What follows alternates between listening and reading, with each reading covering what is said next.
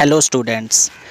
The topic is that bacteria की basically हम identification पढ़ेंगे, उसकी करैक्टरिस्टिक्स को स्टडी करेंगे, उसकी कौन सी प्रॉपर्टीज़ होती हैं और वो कहाँ पे रहता है, उसका मोड ऑफ न्यूट्रिशन क्या होता है। इस तरह की बातें जो हैं वो बैक्टीरिया के अबाउट हम आज डिस्कस करेंगे। Bacteria are unicellular organism. We know that two types of organisms.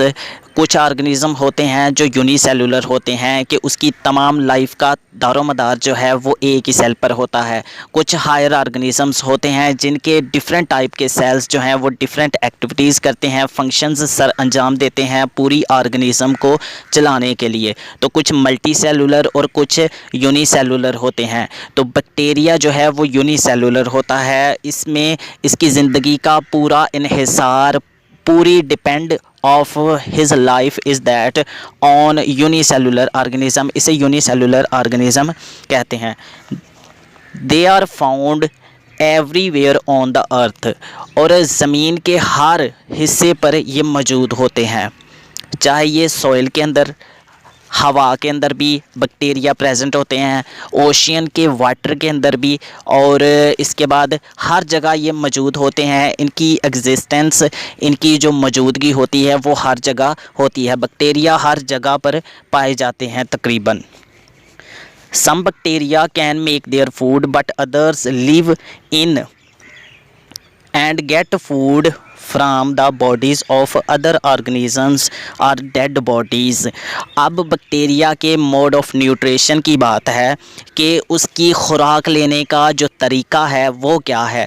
कुछ बैक्टीरिया ऐसे होते हैं कि वो अपनी खुराक को ख़ुद तैयार कर लेते हैं। वो जो रॉ मटेरियल हैं उसको यूज़ करके अपनी फ़ूड को इजीली प्रिपेयर कर सकते हैं। लेकिन कुछ ऐसे बैक्टीरिया होते हैं जो कि हेटेरोट्रॉफ होते हैं, जो कि अपनी फ़ूड ख़ुद तैयार नहीं करते बल्कि वो दूसरों पर इन्हिसार करते हैं। वो जो हायर ऑर्गेनिज़म होते हैं उनकी बॉडी के अंदर लिव करते हैं, हायर ऑर्गेनिज़म से अपना शेल्टर भी हासिल करते हैं, इनके पनाह भी लेते हैं और साथ उससे ऑर्गेनिज़म से खुराक भी हासिल करते हैं।